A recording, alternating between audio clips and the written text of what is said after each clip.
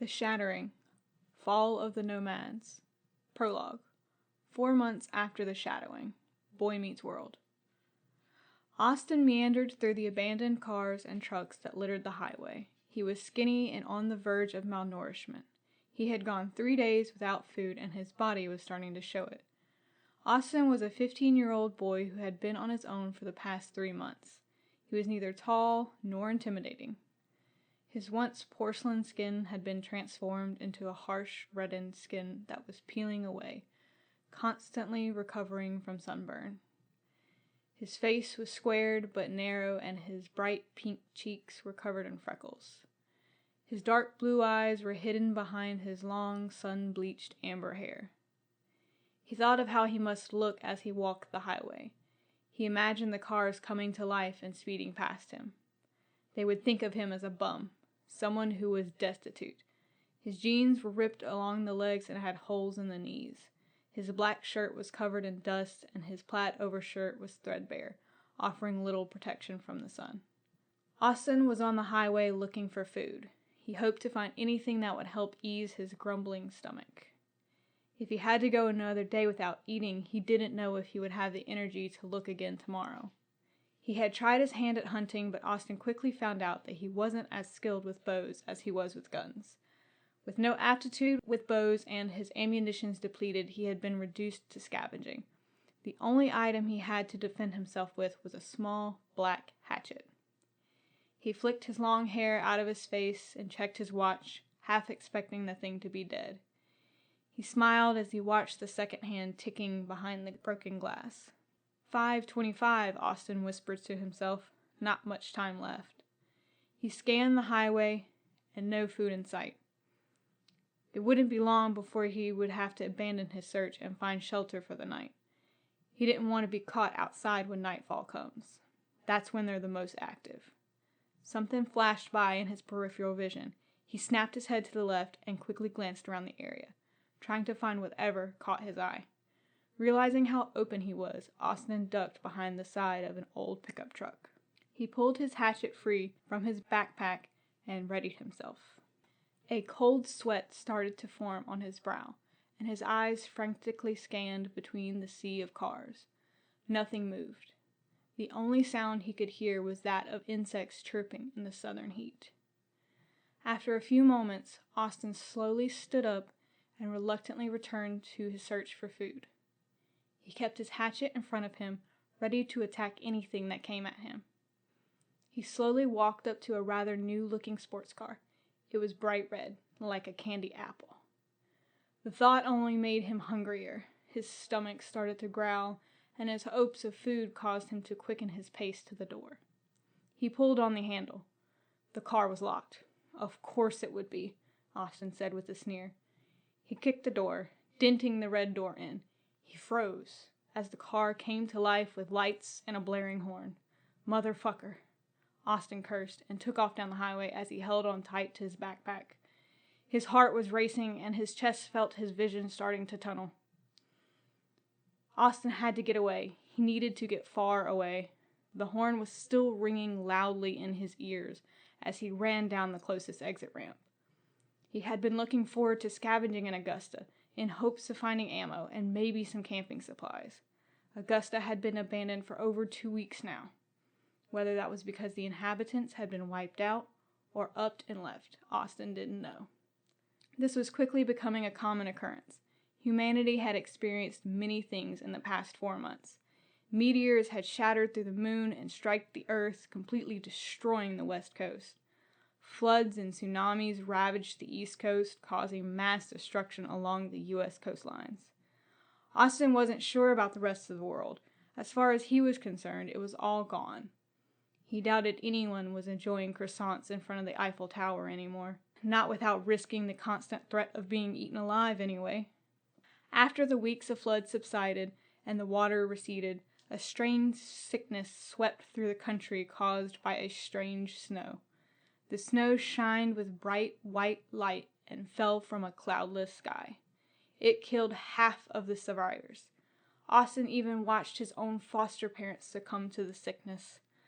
But whatever God was out there decided that wasn't enough.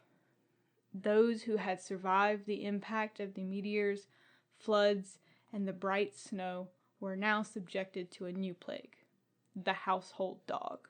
The canines had been mutated by the glowing snow and had run amok. These beasts started to appear out of every forest in the country, swarming the cities and towns. They stood on two legs and had long arms that ended with deadly claws. Austin had only seen these beasts a few times, and he had no wish to see them again. He had heard by word of mouth of monsters that looked like lions and bears also attacking the towns, but the ones he had seen were dog-like in appearance.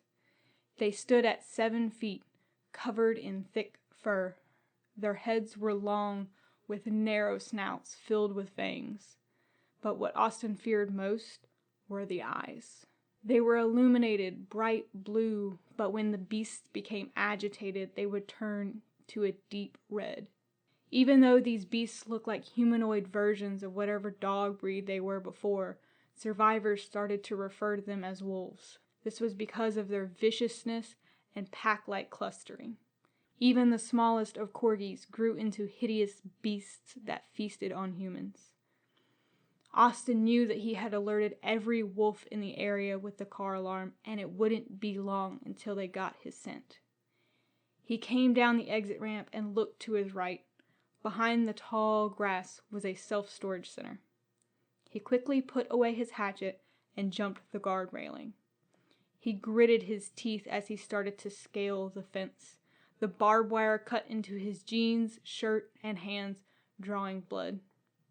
The cuts were deep, but they would look like paper cuts compared to what the wolves would do to him. He ran past the storage lockers. They would all most likely be padlocked. Even if they weren't, how would he keep the doors closed?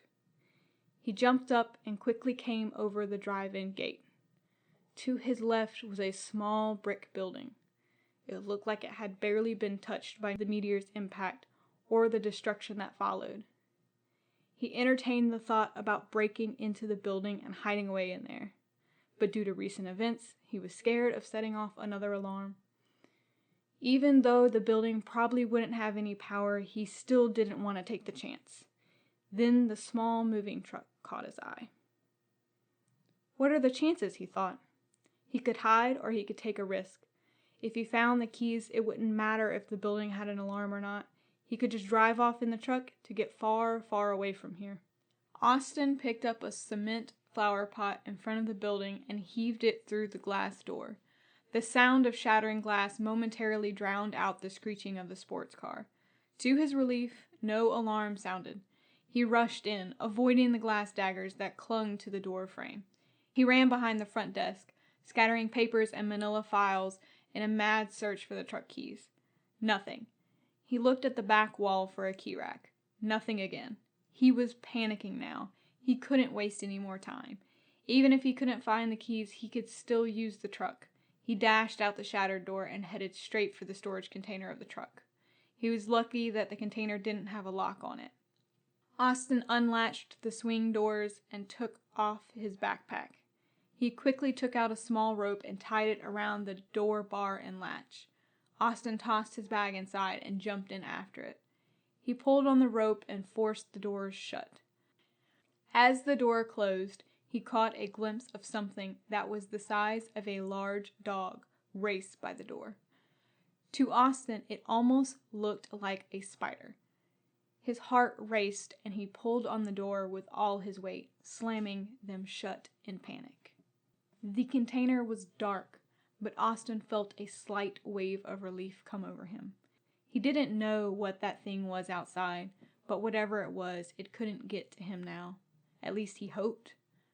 The container floor felt like rough wood and smelled of gasoline, but he didn't mind it.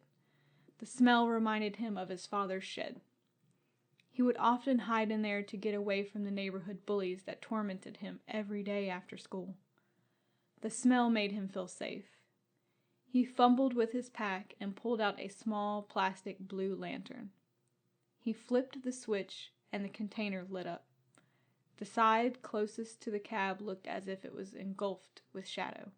He looked closer, reaching out with his hand, and found that it wasn't shadow, but a tarp. He studied it, using the light from his lantern.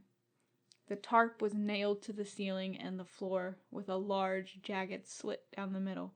It almost looked like a tent. Austin wondered if someone used this as a place to sleep for the night. Maybe they still were.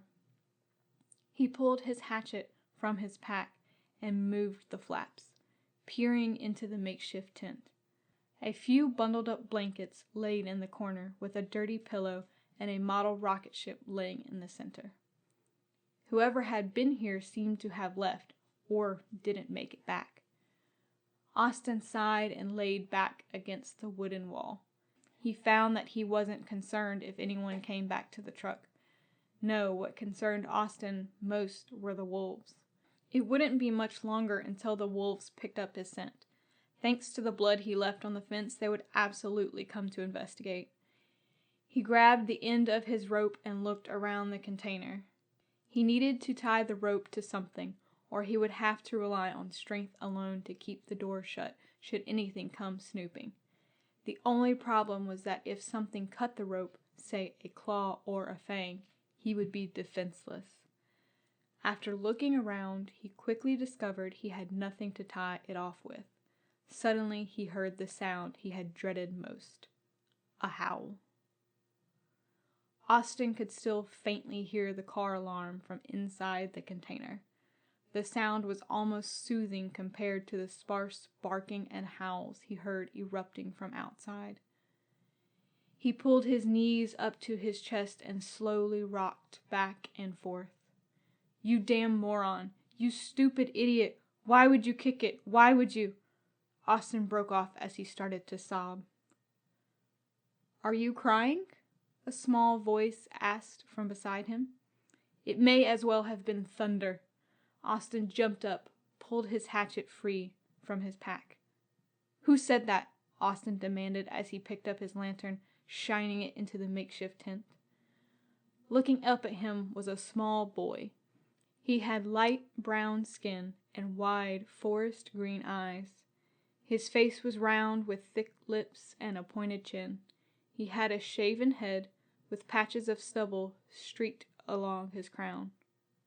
He wore a dirty gray NASA shirt and jeans covered in grass stains.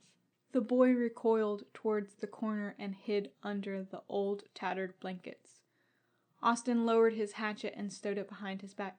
Hey, look, I put it away," Austin said calmly. "You scared me is all. I thought I was the only one in here. The latch was locked and—" Austin paused, realizing what he just said. "Did someone lock you in here?" "My dad," the boy replied. "He went out to look for food." He slowly crept out from under his blankets, shielding his eyes from the lantern light. Austin looked him over. The pint-sized boy looked as if he was starving. He had scratches on his arms and face. They weren't large like a wolf's claws, but looked to have been made by thorns or barbed wire. "How long ago was that?" Austin asked. "A few hours ago. He should be back soon," the boy replied as he reached for the toy rocket. Austin feared that this kid's dad may not come back, but it also gave him some hope. If the wolves found him, they would think it was him who set off the alarm. Austin felt the cut in his hand pulsate with pain, and his hope was dashed. The wolves had his scent. They would be looking for him, even if they found this kid's dad. Austin snapped his head back towards the door as another howl echoed outside. The howls were getting closer. The boy was notably terrified. Every bark and howl made him jump and quiver. He was wide-eyed and his breathing was rapid. Austin put the little lantern beside the boy. He needed to distract him. Austin knew if someone got too scared, they were likely to act wild, cry out, make noise, and draw attention. "All right, first off, what's your name?" Austin asked. "Jeremy Gibbs." "Okay, Jeremy, my name's Austin. How old are you?" 11. You? 15, Austin replied. "You said your dad was out there. What about your mom? Is she still alive?" Austin had noticed that Jeremy refrained from mentioning her. "She's dead. She died from the bright snow," Jeremy replied. His eyes drifted down and glazed over. Austin knew of the sickness the bright snow inflicted all too well. Swaths of glowing snow-like substance fell from the sky for days. But even as the government and media reported that the snow was toxic, Austin had played in it. He had even built a glowing snowman and he felt fine. But his foster parents weren't so lucky.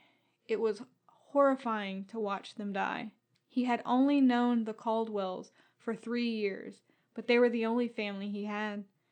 They chose him because he was a loner at the orphanage, and told him he'd never be alone again. The Caldwells were a nice couple. John Caldwell was a gruff man in his mid-40s with a bulbous nose and broad frame. He kept his thick brown hair short, and his face was clean-shaven. When he wasn't toiling away at the local plastic plant, he took Austin camping. He taught him how to shoot and how to stay quiet in the bush. He was tough and liked to hunt. He wanted Austin to be the same. Judy Caldwell was a small, quiet woman in her late 30s. She was frail-looking and her red hair was thinning. She reminded Austin of a witch, but her smile would always make him feel warm inside. John always treated her tenderly and would listen to her if she scolded him for treating Austin too harshly. The couple didn't have much, but they took care of him and gave him anything he wanted as long as they could afford it. Austin grew to trust them and even loved them. The day that they died, Austin buried what was left of them in a muddy field in Georgia. He marked their graves with a mailbox. He sat at their grave for hours, thanking them for taking a chance on him in the form of a letter. He promised his dad that he would toughen up, something his dad always hounded him on. He promised his mom that he would survive, her dying wish. Her death hit him harder than he thought it would. She just kept apologizing for leaving him alone again. After he wrote the letter, he placed it inside the mailbox and turned the flag up. He promised himself that he wouldn't let them down and that he would return one day to write them another letter. The sickness itself was atrocious to watch. It caused open sores that oozed muscle matter and blood. The infected would suffer a fever so high that it dehydrated them in just a few hours. The end result was a shriveled up husk surrounded by a puddled mixture of blood and body fluid. Hospitals were understaffed and partially destroyed due to flooding. It didn't help that the government stopped broadcasting weeks after the snow started to fall, and most of the power had gone out around the same time. No one knew what was going on, and it seemed like the world was ending, probably because it had. "My mom's dead too," Austin replied as he slumped down against the wall of the container. "Your dad too?" Jeremy asked. "Yeah, about 3 months ago, right when the last of the snow fell." "I'm sorry," Jeremy said as he cradled his knees. There was a brief moment of silence, followed by a dreaded sound. The sound of sniffing. Jeremy heard it too. Austin grabbed the lantern and turned it off. The container was cast into pitch blackness. Something nudged the container door and it creaked. Jeremy took in a sharp breath and hid away back under his tattered blanket. Austin had been pressing so hard against the wall that his back was starting to hurt. He bit down on his hand to stop himself from screaming out in fear. They heard a long scrape against the door. "Hey, get out of here!" a voice cried from outside. To Austin's horror, snarls erupted from all around the truck. "That's my dad!" Jeremy squealed like a kid on Christmas. "Shut it!" Austin hissed as he cupped his hand over Jeremy's mouth. Barks and growls raised to a crescendo as they raced away from the truck towards the direction of the voice. "We gotta help him," Jeremy muffled. "How are we going to do that? Do you have a gun or any bullets in here?" Jeremy shook his head. "We gotta do something. We can't just leave him out there," he said through Jeremy's hand. Austin took his hand away and felt something wet. He turned on the lantern and saw that Jeremy's mouth was covered in blood. Austin looked at his hands. The barbed wire had cut deeper than he realized. He was covered in his own blood. Rapid gunshots erupted from outside, followed by yelps and whines. "Get out of here! Get away!" Jeremy's dad shouted. More barks and howls erupted down the street along with a harsh hiss. Austin had never heard that before. The sound made his skin crawl. At first, he thought it was a stray bullet that may have hit some sort of gas main and that it was spewing gas. It would give Austin a chance to get away. The gas would hide his scent and he could run in the opposite direction of where the pack was. But that hope was short-lived. It wasn't a leaking gas main that was hissing. It raised and lowered in tone and pitch. It sounded like talking. What the hell is out there? Austin thought. The gunshots sounded closer to the truck now. "Hold on, Jeremy," his dad shouted. They felt the door to the cab open. More gunshots rang out. It was so close it caused the container to vibrate. The door shut. They felt the truck starting to rumble as the engine turned over. The truck peeled out of the parking lot and the smell of burning rubber filled the container. Austin thought they had gone half a mile before something heavy landed on the roof of the container. Jeremy let out a squeal as the truck skidded from the force of whatever jumped on the roof. The roof of the container bent and cracked as something large started to make its way into the cab. A deep, gurgling laugh echoed out as the creature clawed its way towards the cab of the truck. Austin felt something warm leaking from his pants. This was too much. None of these beasts had ever shown any emotion, no amusement. The only thing they had ever shown was hunger, but this one was laughing, and it horrified him. "We got to get out of here," Austin bellowed. He rushed towards the container door. He pushed the doors open and looked down as the asphalt rushed before him. He looked up at the passing buildings, his rope dancing in the rushing wind. "What are you doing? They'll get us!" Jeremy yelled. "That thing is after your dad, not me. It doesn't even know we're here," Austin snapped. He felt bad for the kid, but he had to get out of here. He had to survive. Austin knew that if he jumped now, he would end up hurting himself in the fall. Jeremy's dad was going too fast. The creature must have made it to the cab. Gunshots erupted from the front of the truck and another hiss echoed out. The sound was clearer now. It sounded like whispering. "You have proven yourself to be a worthy prey, human. You should consider it an honor to die by my fangs," Austin heard from the front of the truck. He felt a pit form in his stomach. The truck swerved back and forth in an attempt to shake the creature, but no matter how hard the swerve or how many shots Jeremy's dad fired at the creature, it would not yield. The sound of twisting metal and screams erupted from the front of the truck. The vehicle skidded towards a 5-foot cement wall as the creature, with Jeremy's dad in tow, launched off of it. The truck slammed into the wall, knocking Austin off his feet. He tumbled back into the container, tangling himself up in the tarp. His head slammed against the wooden floor. He watched as Jeremy's head whipped back and cracked against the back wall of the container.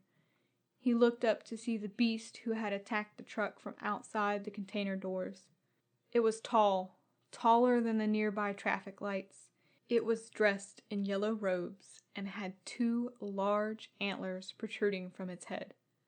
Jeremy's dad was slung over its shoulder as if he was a misbehaved child. He screamed as he reached back towards the truck. A large pop rang out and the truck dropped as air rushed out of the tires. Austin looked over at Jeremy. The boy was out cold. He had no idea his father was gone. Austin's vision started to darken when a large spider jumped down from the concrete wall. Austin knew it was the beast that he had seen following him since the highway. It had to be. The spider turned to him and looked at him with its large eyes. "What the hell?" Austin groaned. It was the size of a Labrador and moved like lightning. It stopped just short of the container and reached up with long, spindly legs, latching on to the swing doors. "Survive, Austin," it said.